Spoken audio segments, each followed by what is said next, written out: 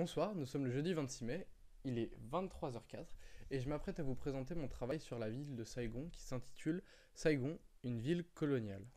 Ce travail sera découpé en trois grandes parties. La première permettant de rappeler le contexte de la prise de la ville par les Français. La seconde où je vous expliquerai pourquoi cette ville est importante au sein de l'Empire. Et la dernière où j'expliquerai pourquoi on peut parler de ségrégation spatiale et sociale pour caractériser la ville, en tout cas à cette époque. Mon travail ne s'appuiera pas seulement sur ces trois grandes parties. Il fera par exemple l'objet d'une mise en contexte de l'Empire français à cette époque et d'autres sous-parties qui permettront de mieux comprendre le sujet. Pour commencer, remettons en contexte l'état de la France à cette époque. Donc, il y a une délimitation traditionnelle, selon les historiens, du 19e siècle français. Donc, la période s'étend de 1814 à 1914, donc de la fin du règne de Napoléon Ier jusqu'à la Première Guerre mondiale. Donc, c'est pas une délimitation chronologique, mais bien historique qu'on a là. Ce qui est important à savoir, c'est que il y a un grand changement d'ordre, en tout cas beaucoup de changements d'ordre. Donc, 3 républiques, 2 royaumes et 2 empires en 81 ans. Donc, on sait, colonialement parlant, qu'à partir de 1830, la France se lance à la conquête du monde. Et au début du siècle suivant, elle contrôle 1/10 de la surface de la Terre. Excusez-moi, c'est mon chat. Donc, dedans est compris l'Indochine, ce qui nous intéresse pour Saigon. C'est le territoire de l'ancien empire colonial français, fondé en 1887 et regroupant jusqu'à sa disparition en 1954 diverses entités possédées ou dominées par la France, 3 pays d'Asie du Sud qui sont aujourd'hui indépendants, le Vietnam, le Laos et le Cambodge.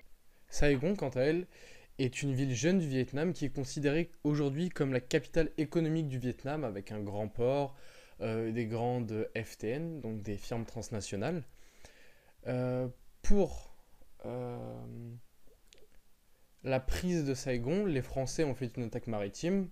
Vu que c'est une ville portuaire, c'était pas tellement compliqué, connaissant la puissance de la France à cette époque. En 1859, la citadelle Gia Dinh est occupée par les militaires français et ça devient le siège de la colonie française en Cochinchine. Donc le nouveau Vietnam, enfin le Vietnam actuel.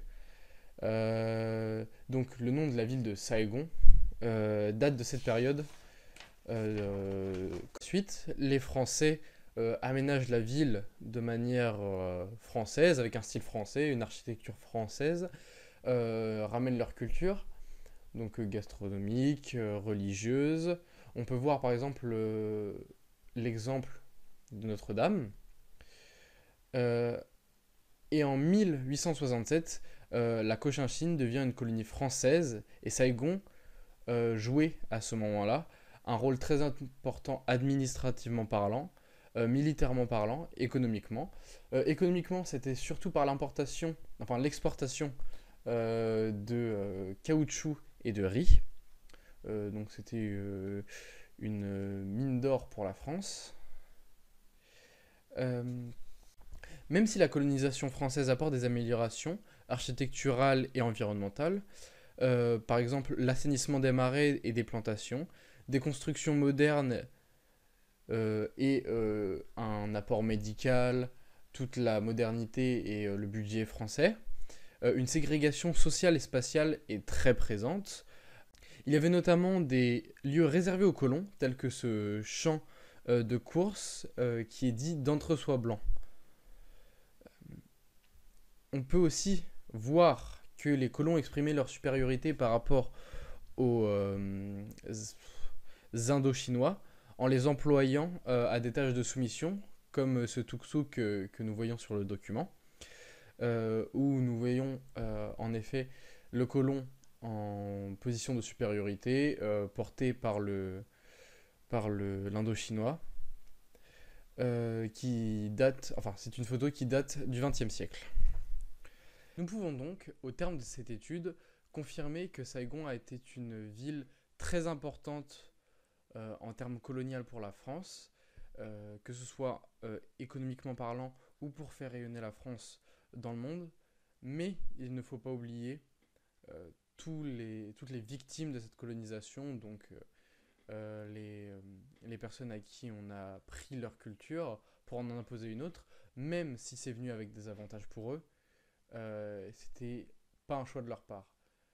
Je vous remercie de m'avoir écouté lors de ce travail, en espérant que vous me mettiez une bonne note.